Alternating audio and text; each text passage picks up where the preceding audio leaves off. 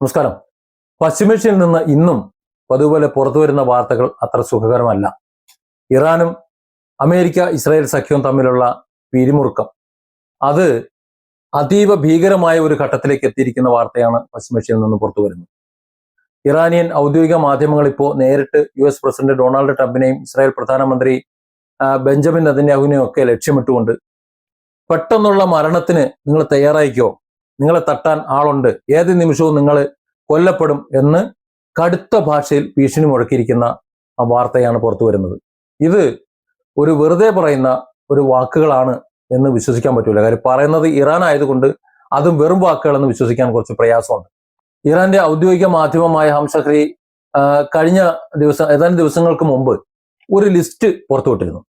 13 വിദേശ നേതാക്കളുടെ ലിസ്റ്റ്. അതായത് ഇനി കൊല്ലപ്പെടാൻ, ഇറാനെ ഇല്ലാതാക്കാൻ ശ്രമിച്ച് അനീതി പ്രവർത്തിച്ച് ഈ ലോകത്ത് നിന്ന് മരിക്കാൻ തയ്യാറാകൂ, നിങ്ങൾ തയ്യാറായിക്കൊള്ളൂ എന്ന് കരുതി ഇറാൻ ഇല്ലാതാക്കാനായി വെച്ചിട്ടുള്ള 13 പേരുടെ list പുറത്തുവിട്ടിരുന്നു.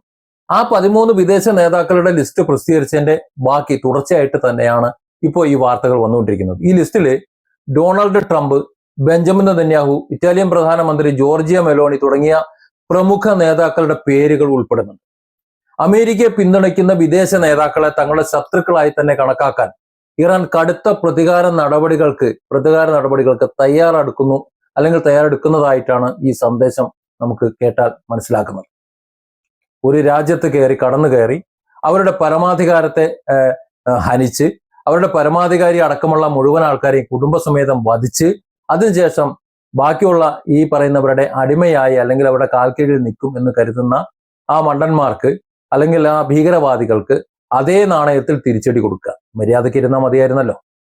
Iranian supreme leader Ayatollah Ali ഖൊമൈനിയെ ലക്ഷ്യമിട്ടുണ്ടായിട്ടുള്ള ആക്രമണങ്ങൾക്ക്, അദ്ദേഹത്തിന് മരണത്തിന് ഇടയാക്കിയിട്ടുള്ള ആക്രമണങ്ങൾ, അതിനുശേഷം ഇറാൻ ഉയർത്തുന്ന ഏറ്റവും ശക്തമായ പ്രതികാര വാചകങ്ങളാണ് ഇന്ന് ലോകം കാണുന്നത്. അതേസമയം അമേരിക്കൻ സെനറ്റർ 71-കാരനായിട്ടുള്ള മുതിർന്ന റിപ്പബ്ലിക്കൻ നേതാവായിട്ടുള്ള ലിൻഡ്സി ഗ്രഹാമിന്റെ പെട്ടെന്നുള്ള മരണം ഏഷ്യൻ റഷ്യ സഖ്യത്തിന്റെ ഭാഗമായി നടന്ന ഒരു രഹസ്യ ഓപ്പറേഷൻ ആണ് എന്നുള്ള സംശയത്തിൽ അന്താരാഷ്ട്ര തലത്തിൽ ശക്തമായി ഇന്ന് വാദങ്ങൾ അല്ലെങ്കിൽ സംശയങ്ങൾ ഉയർന്നു വരുന്നതാണ് കാണുന്നത്. ഗ്രഹാമിന് മറ്റു ഗുരുതരമായ ആരോഗ്യ പ്രശ്നങ്ങൾ ഒന്നും തന്നെ ഉണ്ടായിരുന്നില്ല എന്നും ഹൃദയാഘാതം മൂലമുള്ള സ്വാഭാവിക മരണമാണ് എന്ന് ഔദ്യോഗിക വിശദീകരിക്കുന്നുണ്ടെങ്കിലും ഇറാനിയൻ മാധ്യമങ്ങൾ ഈ മരണ വാർത്ത വലിയ രീതിയിൽ ആഘോഷിക്കുന്നു എന്നത്, അത് മാത്രമല്ല റഷ്യൻ പിന്തുണയോടെ ഇറാൻ നടത്തിയിട്ടുള്ള ക്രൂരമായ പ്രതികാര നടപടിയാണ് ഇത് എന്നവർ പരോക്ഷമായി സൂചിപ്പിക്കുകയും ചെയ്യുന്നുണ്ട്. ഇവിടെ പറയുന്നത് ഇറാൻ ആയതുകൊണ്ട് ഈ പാശ്ചാത്യർക്ക് അത് വിശ്വസിക്കാതിരിക്കാനും വയ്യ. കാരണം ഇറാൻ ചെയ്താൽ ചെയ്തെന്ന് പറയും, ഇല്ലെങ്കിൽ ഇല്ല എന്ന് പറയും. അതുകൊണ്ട് ഈ ഗ്രഹാമിന്റെ മരണം, ലിൻഡ്സി ഗ്രഹാമിന്റെ മരണം ഇറാൻ ഉണ്ടാക്കിയതാണ് എന്ന് പറഞ്ഞാൽ അതവർക്ക് വിശ്വസിക്കാതിരിക്കാൻ പറ്റില്ല. ഈ ലിൻഡ്സി ഗ്രഹാം ഡൊണാൾഡ് ട്രംപിന്റെ ഏറ്റവും അടുത്ത സുഹൃത്തും വിദേശ നയങ്ങളിൽ കടുത്ത ഇറാൻ വിരുദ്ധ നിലപാട് പരസ്യമായി സ്വീകരിച്ചിരുന്ന ഒരു വ്യക്തിയുമായിരുന്നു. ഇറാനെ സൈനികമായി തീർത്ത് തരിപ്പണമാക്കണം, ഇറാന് മേല് അമേരിക്കൻ ആധിപത്യം സ്ഥാപിക്കണം, ഇനി ഇറാന് അവിടെ മൂത്രമടിക്കാൻ പോകണമെന്നുണ്ടെങ്കിൽ അമേരിക്കയോട് ചോദിച്ചിട്ട് പോയാൽ മതി. ആ നിലയിൽ നിരന്തരം അമേരിക്കയോട്, പ്രസിഡന്റിനോട് അല്ലെങ്കിൽ ആവശ്യപ്പെട്ടിരുന്ന ഒരു നേതാവായിരുന്നു ഈ പറയുന്ന ഗ്രഹാം. അതുകൊണ്ട് തന്നെ ഗ്രഹാമിന്റെ ഈ ഒരു മരണം ഇറാനിയൻ മാധ്യമങ്ങൾക്ക് വലിയൊരു വിജയമായിട്ടാണ് അവർ ആഘോഷിക്കുന്നത്. ഇറാനിയൻ വിദേശ മന്ത്രാലയ വക്താവായിട്ടുള്ള ഇസ്മായിൽ ബഗാവി ഉൾപ്പെടെയുള്ള ഔദ്യോഗിക വക്താക്കൾ ഈ മരണത്തോട് പ്രതികരിച്ച രീതി ഇറാന്റെ ഭീഷണികൾക്ക് കൂടുതൽ ആക്കം കൂട്ടുന്നുണ്ട്. ഇതിനെല്ലാം പുറമെ ഹോർമൂസിലെ പ്രതിസന്ധി അത് അതീവ രൂക്ഷമായി തുടരുകയാണ്. ഇപ്പോൾ ഇറാൻ അന്താരാഷ്ട്ര കപ്പലുകൾക്ക് കർശനമായിട്ടുള്ള ഒരു അൾട്ടിമേറ്റം നൽകി കഴിഞ്ഞു. ഹോർമൂസ് കടലെടുക്ക് വഴി ഇനി കപ്പൽ ഗതാഗതം നടത്തരുത് എന്നാണ് അവരുടെ കർശനമായ മുന്നറിയിപ്പ്. ഹോർമൂസ് കടലെടുക്ക് അടയ്ക്കാൻ അനുവദിക്കില്ല എന്ന അമേരിക്കയുടെ ഉറപ്പുകളോ അല്ലെങ്കിൽ തുറന്നു കിടക്കുകയാണെന്നുള്ള അമേരിക്കയുടെ വാഗ്ദാനങ്ങളോ അതിനൊന്നും വിശ്വസിക്കാൻ ആരും ചെയ്യരുത്. അമേരിക്കയുടെ വാക്കും കേട്ടുകൊണ്ട് അതുവഴി കപ്പലുകൾ പോയി കഴിഞ്ഞാൽ ആ കപ്പല് ഹോർമൂസ് കടന്നു പോകില്ല എന്ന് ഇറാൻ കൃത്യമായി പറയുന്നുണ്ട്. അത് ആരുടെ കപ്പൽ തന്നെ ആയാലും. ലോകത്തിലെ ഏറ്റവും പ്രധാനപ്പെട്ട ഊർജ്ജ വിതരണ മാർഗമാണ് ഹോർമൂസ്. അതിന്റെ നിയന്ത്രണം പൂർണ്ണമായും ഇറാന്റെ കൈകളിലാകുന്നത് ആഗോള സമ്പദ് വ്യവസ്ഥയെ തന്നെ പാടെ തകർക്കാൻ പോകുന്ന ഒന്നാണ് എന്നാണ് ട്രംപിന്റെ വാദം. ഇറാന്റെ ഈ കടുത്ത നീക്കങ്ങൾക്ക് പിന്നില് റഷ്യയുടെ അതിശക്തമായ പിന്തുണ ഉണ്ട് എന്നുള്ള വിവരം ഒരുപക്ഷെ സംസാരിച്ചു വരുന്നുണ്ട്. ആയത്തുള്ള അലി ഖമൈനിയുടെ അനുസ്മരണത്തോട് അനുബന്ധിച്ചുള്ള നടന്ന പ്രകടനങ്ങളിലും ഇത്തരത്തിൽ കടുത്ത ഭീഷണികൾ ഉയർന്നു കേൾക്കണ്ടായിരുന്നു.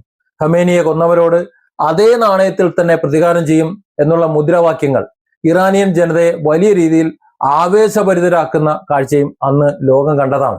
പ്രസിഡന്റ് മസൂദ് പെസഷ്കിയാൻ, വിദേശകാര്യമന്ത്രി അബ്ബാസ് അരാഗ്ചി തുടങ്ങിയവർ നയതന്ത്രപരമായിട്ടുള്ള ശ്രമങ്ങൾ നടത്തുന്നുണ്ട് എങ്കിലും ഇറാനിയൻ ഭരണകൂടവും സൈന്യവും കടുത്ത നിലപാടിൽ തന്നെ ഉറച്ചു നിൽക്കുന്നു എന്നത് നമ്മൾ പ്രത്യേകം ശ്രദ്ധിക്കേണ്ട ഒരു കാര്യം കൂടിയാണ്. ഇറാന്റെ ഇത്തരം നിലപാടുകൾ ലോകം കാണുന്നത്, അതായത് പാശ്ചാത്യ ലോകം കാണുന്നത് ലോകത്തെ ഒരു മൂന്നാം ലോക മഹായുദ്ധത്തിന്റെ വക്കിലേക്ക് എത്തിക്കുന്നതായിട്ടാണ്.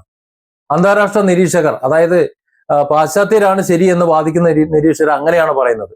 ഒരു ഭാഗത്ത് അമേരിക്കൻ ഇസ്രായേൽ സഖ്യത്തിന്റെ അതിശക്തമായ സൈനിക ബലം, മറുഭാഗത്ത് ഇറാൻ, റഷ്യ, ചൈന അച്ചുതണ്ടിന്റെ ശക്തമായ പ്രതിരോധം.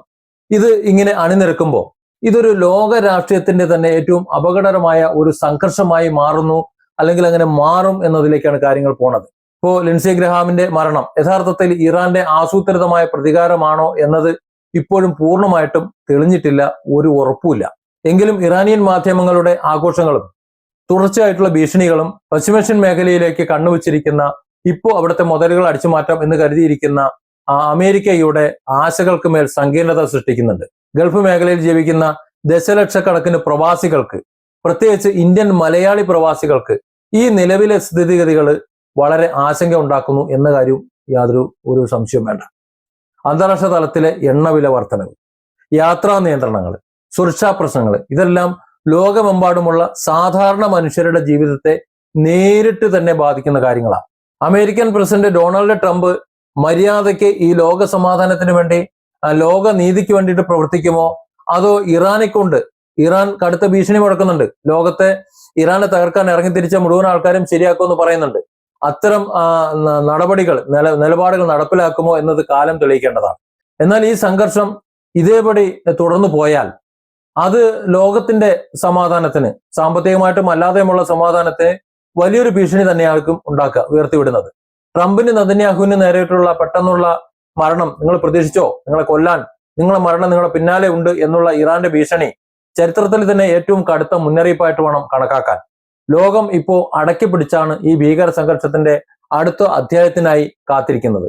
സമാധാനപരമായ നയതന്ത്ര പരിഹാരങ്ങൾക്ക് മാത്രമേ ഈ അഗ്നിപരീക്ഷയിൽ നിന്ന് ലോകത്തെ രക്ഷിക്കാൻ സാധ്യതയുള്ളൂ. പക്ഷേ അത്തരത്തിലുള്ള ഏത് നയതന്ത്ര ഇടപെടലിനെയും ഏത് കരാറിനെയും ഭസ്മീകരിച്ചുകൊണ്ട് പശ്ചിമേഷ്യയെ കൈപ്പിടിയിൽ ഒതുക്കാൻ വേണ്ടി ട്രംപും, അതായത് ഭൂലോക കള്ളനും മറുഭാഗത്തെ ഭീകരവാദിയും ഒരുമിച്ച് നിൽക്കുമ്പോൾ അത്തരത്തിലുള്ള ശ്രമങ്ങൾ അത് വെറും പരീക്ഷണങ്ങളായി മാത്രം അവശേഷിക്കും എന്നുള്ളതാണ് നിലവിലെ സാഹചര്യത്തിൽ നിന്ന് മനസ്സിലാക്കുക. അതല്ല എന്നുണ്ടെങ്കിൽ ഇറാൻ പറയുന്നത് പോലെ ഈ പറയുന്ന ലോക ഫ്രോഡുകൾ, ഇറാന്റെ ഭാഷയിൽ പറഞ്ഞാൽ ലോകത്തിന്റെ ബുദ്ധിമുട്ടുകൾ, ഈ ലോകത്തിന്റെ സമാധാനത്തിന് തടസ്സമായി നിൽക്കുന്നവർ, അവരെയൊക്കെ ഉന്മൂലനം ചെയ്ത് കഴിഞ്ഞിട്ട് പിന്നെ നമുക്ക് ലോക സമാധാനം പ്രതീക്ഷിക്കാമെന്ന്. Different angles. Don't forget to subscribe and support this channel.